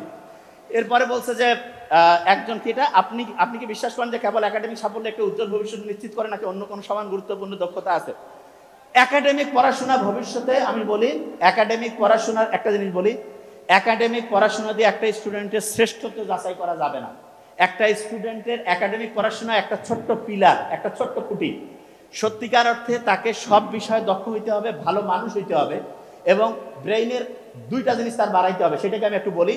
1991 US secretary of state বলছে যে, একটা আর্টিকেল ছাপাইছে, সেখানে বলছে যে আমাদের যে ভবিষ্যৎটা, সেই ভবিষ্যৎ 3টা জিনিসের উপর নির্ভর করতেছে। কি কি? একটা হচ্ছে ক্রিটিক্যাল থিঙ্কিং, নতুনভাবে চিন্তা করা, আরেকটা হচ্ছে প্রবলেম সলভিং, আরেকটা হচ্ছে টিম ওয়ার্ক। এটা বলি টিম ওয়ার্ক মানে সবাই মিলে ঝুলে কাজ করা। তো এগুলোর জন্য যেটা জিনিস স্টুডেন্টকে বলবেন যে তুমি ভাইয়া বাবার নাম্বার যেটা পাবো কোনো সমস্যা নেই, নতুন নতুন বই পড়বা, আস্তে আস্তে ভালোভাবে চিন্তা করবা।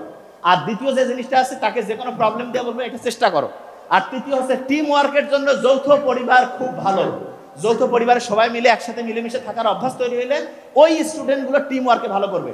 সারা দুনিয়ার একদম শ্রেষ্ঠ লিডার আছে না, ওই নেলসন ম্যান্ডেলা, তার একটা বই আছে লং ওয়াক টু ফ্রিডম। সেখানে আপনি দেখবেন উনি ওনার ফ্যামিলির আত্মীয় স্বজন মিলে ওরা একসাথে থাকতো। এই জন্য প্রবলেম সলভিং ক্যাপাসিটি ওনার বেশি ছিল, টিম ম্যানেজমেন্ট করার ক্যাপাসিটি বেশি। তার মানে আপনার সন্তানকে আপনি অবশ্যই যৌথ ফ্যামিলিতে রাখবেন, আস্তে আস্তে দেখবেন তার টিম ওয়ার্কের যে ক্যাপাসিটি এটা বাড়বে। এরপরে আরেকটা প্রশ্ন কি রয়েছে, শিক্ষার্থীরা কিভাবে তাদের পড়াশোনার সমালোচনামূলক চিন্তা ভাবনা সৃজনশীলতা। এইটার জন্য আমি যেটা বলি, এই যে বিভিন্ন প্রোগ্রাম অ্যারেঞ্জ করা, ডিবেট করা, নতুনভাবে চিন্তা করা, একটার সাথে আরেকটা ম্যাচিং করা, এইভাবে। যেমন একটা এক্সাম্পল দিই, এটা হচ্ছে ফেইথ না, এফ দিয়ে হয় ফোকাস, এফ দিয়ে কি হয়? ফোকাস। এ আছে না, এ দিয়ে হইতে পারে অ্যাটিটিউড। কি নাম বলো? অ্যাটিটিউড মানে কি জানো? যে কোনো জিনিসকে পজিটিভ ভাবে নেওয়া, যে এটা আমার জন্য ভালো। এরপরে আই আছে না, আইতে হচ্ছে ইন্টেলিজেন্স, ব্রেইনের ক্যাপাসিটি, ভালো কাজ করলে বাড়ে। পি আছে না, সত্যি কথা বলা, সত্যি কথা বললে ফোকাসও বাড়বে, ব্রেইনের ক্যাপাসিটিও বাড়বে। এই যেটা আছে এইটা হচ্ছে হার্ড ওয়ার্কিং, প্রত্যেকদিন ভালো কাজ করবা, পরিশ্রম করবা, ব্রেইনের ক্যাপাসিটি বাড়বে। ঠিক আছে, যে কোনো জিনিস এইভাবে চিন্তা করবা। এরপরে যেটা রয়েছে সেটা হচ্ছে এটা কি, পরীক্ষা এবং একাডেমিক চাপের সাথে লড়াই করা শিক্ষার্থী। আপনার পরামর্শ, আমি একটা জিনিস বলি, স্টুডেন্টদেরকে হচ্ছে স্বাভাবিকভাবে তাদের কার্যক্রম বিকশিত করার জন্য কোনো প্রেশার দিবেন না। প্রেশারটা কি জানেন? ছোট বাচ্চা যখন হচ্ছে ঘাড় এই যে এরকম করে বাঁকা করে থাকে, তখন এই যে এরকম করে আছে না, তখন তার ঘাড়ের মধ্যে 15 কেজি ওজনের একটা বস্তা থাকে। এই জন্য ছোট বাচ্চাকে বলবেন যে এই যে এরকম করে ঘাড় সোজা করো, এই সোজা করো, তাহলে কি হবে, ঘাড় থেকে বোঝা নামি গেল, ব্রেইন অ্যাক্টিভ হয়ে গেল। কারো ঘাড়ের মধ্যে যদি একটা 15 কেজি বস্তা দিয়ে কই হাট, ভালো লাগবে? আর কবে যে কেমন লাগতেছে, খোসর মোসর। এই জন্য ঘাড় সোজা করবেন। ওই যে ছোটবেলায় যে আরামে দ্বারা সোজা করা আছে না, ওইগুলা কিন্তু ভালো ছিল, সূর্যের আলো আসতো, ব্রেইন অ্যাক্টিভ হইতো। এরপরে একজন শিক্ষার্থী জীবনে পড়াশোনার পাশাপাশি চরিত্র গঠন করা। চরিত্র মানে কি বলি, বাবা মার সাথে সম্মান সুযোগ আচরণ করা, কোনো খারাপ কাজ করব না, ভালো কিছু করব, এবং সবচেয়ে গুরুত্বপূর্ণ যেটা, অন্যের উপকার করা। যে কোনো জায়গায় শোনেন, যে কোনো জায়গায় যে খারাপ কিছু দেখেন সেটার প্রতিকার করবেন, এবং করার ক্ষেত্রে ইসলামের নিয়মটা ভালো, কোরআনের নিয়ম ভালো। কেন? মুহাম্মদ সাল্লাল্লাহু আলাইহি ওয়াসাল্লাম কিন্তু নবুয়ত পেয়েছে কত বছর বয়সে? 40 না? কত? 40। উনি কিন্তু একটা শান্তি সংঘ তৈরি করছিল প্রবলেম সলভ করার জন্য, 17 বছর বয়সে, নাম হিলফুল বুজন। 40 থেকে 17 বিয়োগ করলে কত? 23। এই 23 বছরে মুহাম্মদ সাল্লাল্লাহু আলাইহি ওয়াসাল্লাম সেরকম অসাধারণ কিছু করে নাই, কিন্তু সবচেয়ে অসাধারণত্ব কত? 40-এ যখন নবুয়ত পাইলো, তারপরে 63 বছর পর্যন্ত, 40 আর 63 পার্থক্য কত? 23। এইখানেও 23, নবুয়তের আগেও 23, 23-এ উনি চেষ্টা করছে, কিন্তু প্রথম 23 বছরে কোনো মেসেজ ছিল না, কোরআন ছিল না। আর যখন কোরআন আসছে, অসাধারণ কাজ করে সবচেয়ে সেরা, কিন্তু একদম গোটাল জাতি একদম চেঞ্জ করে ফেলছে। তার মানে কোরআনকে সাথে নিয়ে অসাধারণ কাজ করলে সবচেয়ে সেরা কিছু করতে পারবো। এরপরে হচ্ছে একজন শিক্ষার্থী শিক্ষা জীবনের নৈতিক কি, বিশ্বাস এবং নৈতিকতা। আমি বারবার বলছি, প্রথম হচ্ছে আল্লাহ আমার জন্য ভালো কিছু করবে যদি আমার নিয়াত ভালো থাকে, এবং এই চিন্তা করে যেই কাজে করব সবচেয়ে অসাধারণ হবে, ভালো হবে। এরপরে বলছে কি, দ্রুত পরিবর্তনশীল বিশ্ব এবং ভবিষ্যতের ক্যারিয়ার জন্য শিক্ষার্থীদের কিভাবে, শোনো স্টুডেন্টরা, তোমরা, আমি একটা জিনিস বলি, তোমরা আজকে যারা আসো, আমি একটা, যারা এখানে কমিটি আছে তাদেরকে আমি বলবো, এদের প্রত্যেকের একটা ঠিকানা রাখিয়েন, এবং আজ থেকে 10-15 বছর পরে আমরা যদি দেখি, একটা রিসার্চ হয়ে যেতে পারে, সারা বাংলাদেশের সবচেয়ে সেরা স্টুডেন্ট হিসাবে যারা অসাধারণত্ব অর্জন করবে, তাদের মধ্যে এখানকার অনেকে থাকবে। আমি বললাম, এটা লিখে রাখেন, ইনশাআল্লাহ অসাধারণত্ব করবে। কেন? যদি এই ফর্মুলাগুলো তারা ফলো করে। এটা আপনারা লিখে রাখেন, এবং এটা একটা 100% একটা বড় রকমের রিসার্চ হতে পারে। এটা আপনারা করে দেখিয়েন, ফর্মুলা মানবেন, 100% রেজাল্ট চলে আসবে। লাস্ট কোশ্চেন যেটা, শিক্ষক অভিভাবক, আচ্ছা এই প্রশ্নের উত্তরটা এখানে যোগ করে দিচ্ছে, শিক্ষক অভিভাবক এবং শিক্ষার্থীরা কিভাবে একটা ইতিবাচক শিক্ষার পরিবেশ তৈরি করতে পারে। এখানে বলেই আমি একটা জিনিস, গতকালকে আমি হচ্ছে ইউনিভার্সিটি মানারাতে একটা কথা বলছিলাম, যে 50 জন স্টুডেন্টকে আলাদা করে নিয়েছে, বলছে এরা সবচেয়ে সেরা স্টুডেন্ট। প্রফেসরদের বলছে আপনারা সবচেয়ে সেরা, অভিভাবকদেরকে বলছে আপনার স্টুডেন্ট কিন্তু সবচেয়ে সেরা 50-এর মধ্যে আসছে, এবং এই 3টা গ্রুপে বিশ্বাস করছে এরা সবচেয়ে সেরা। 6 মাস পরে যখন পরীক্ষা হয়েছে, সবচেয়ে সেরা স্টুডেন্ট ওই 50 জন হয়েছে। প্রফেসর তারপরে বললো যে আমি সবাইকে আলাদা করে বাছাই করি নাই, যে কোনো কাউকে আন্দাজে নিয়েছে, কিন্তু প্রত্যেককে এটা বিশ্বাস করাইতে বাধ্য করছি যে তুমি সবচেয়ে সেরা স্টুডেন্ট। টিচারদেরকে বলছে আপনি সবচেয়ে সেরা প্রফেসর, যে স্টুডেন্ট দিয়েছি সেরা তারা সেরা, অভিভাবক যারা তাদেরকে বলছে আপনার বাচ্চারা সেরা, সবাই সেরা সেরা বলতে বলতে 6 মাস পরে অসাধারণ সেরা রেজাল্ট সবাই করছে। এই জিনিসটা সবার মধ্যে নিয়ে আসলে অসাধারণত্ব ইনশাল্লাহ চলে আসবে। তা প্রত্যেককে বলবো আমাদের জন্য দোয়া করবেন, এবং অসাধারণ কিছু অবশ্যই আমরা করবো। Thank you so much. আসসালামু আলাইকুম।